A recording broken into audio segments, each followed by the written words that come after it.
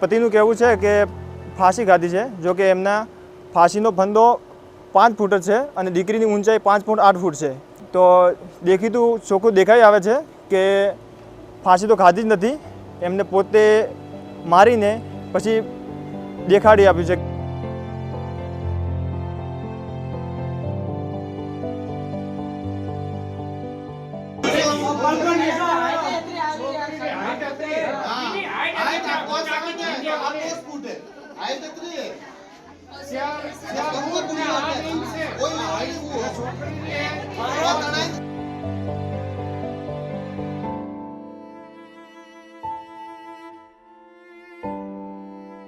નમસ્કાર, બીવીટી વર્તમાન મીડિયા સાથે હું પ્રવીણ ચૌધરી. આજે વાત કરવી છે પોલીસ કોન્સ્ટેબલની પત્નીના મોત મામલે. આ છે મૃતક મંજુબેન સાનુદેવી દેસાઈ. તસવીરમાં હસતો આ ચહેરો હવે આ દુનિયામાં નથી રહ્યો, પરંતુ તેમના મોત મામલે હત્યાનો આક્ષેપ થઈ રહ્યો છે. હવે આ તસવીરને પણ ધ્યાનથી જુઓ. આ તસવીર છે મંજુ દેસાઈના પતિ જગમાલ દેસાઈની, કે જેઓ દાતા પોલીસ સ્ટેશન ખાતે કોન્સ્ટેબલ તરીકે ફરજ બજાવે છે. હવે સંપૂર્ણ બનાવ પર વાત કરીએ તો બનાસકાંઠાના દાતા પોલીસ ક્વાર્ટરમાંથી મંગળવારે એક દુઃખદ અને ચોંકાવનારી ઘટના સામે આવી હતી, જ્યાં એક કોન્સ્ટેબલની પત્નીનું શંકાસ્પદ સંજોગોમાં મોત થતાં સમગ્ર વિસ્તારમાં શોક અને ચર્ચાનો માહોલ સર્જાયો છે. મળતી માહિતી મુજબ મૃતક યુવતીના લગ્નને હજુ માત્ર 2 વર્ષ જેટલો સમય થયો હતો. ઘટનાના સમયે ઘરમાં પતિ પત્ની સિવાય અન્ય કોઈ હાજર ન હોવાનું જાણવા મળી રહ્યું છે. યુવતી ગળે ફાંસો ખાધેલી હાલતમાં હોય, પતિએ કોઈની હાજરી વિના તેને નીચે ઉતારી હોવાની ઘટનામાં અનેક સવાલો ઊભા થયા છે.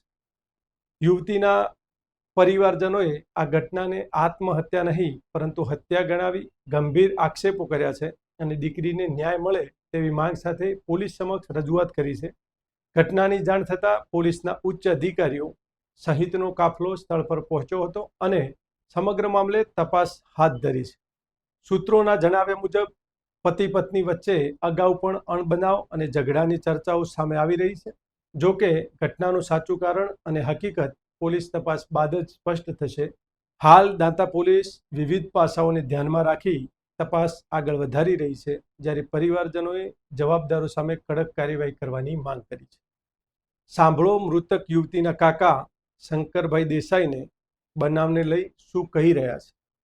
મારું નામ શંકર દેસાઈ, મારી ભત્રીજી છે. જે બનાવ બન્યો છે એ ફાંસીનો જે બનાવ બન્યો છે એમાં એમનું પતિનું કહેવું છે કે ફાંસી ખાધી છે, જો કે એમના ફાંસીનો ફંદો 5 ફૂટ જ છે અને દીકરીની ઊંચાઈ 5 ફૂટ 8 ફૂટ છે. તો દેખીતું ચોખ્ખું દેખાઈ આવે છે કે ફાંસી તો ખાધી જ નથી, એમને પોતે મારીને પછી દેખાડી આપ્યું છે કે ભાઈ આને ફાંસી ખાધી છે. જો કે પરિવારવાળો અમે કોઈ આવ્યા પહેલાં જ એને ફાંસીમાંથી ઉતારી લીધી હતી. કોઈ પણ વ્યક્તિ એમની જોડે નહોતું, એટલે કોઈ એમના પાસે પુરાવા નથી. હવે આ જે ક્વાર્ટરમાં હતા, કોણ કોણ રહેતું હતું? જે ક્વાર્ટરમાં એમની અમારી ભત્રીજી અને એમના પતિ, જે એ બંને જણ જ રહેતા હતા. બનાવ બન્યો ત્યારે બે એકલા હતા? બંને એકલા જ હતા. હવે લગ્ન થયા છે, કેટલા વર્ષ થયા છે અને કેવું જીવન હતું એમનું? 2 વર્ષ જેવા થયું છે લગ્નથી, પરંતુ અમે ક્યારે એમની બોલાચાલી એવું કદી સાંભળ્યું નથી. હવે તમારી સરકાર સામે, તંત્ર સામે, પોલીસ સામે શું માંગણી છે? અમારી તંત્ર સામે એવી જ માંગણી છે કે અમને ન્યાય મળે.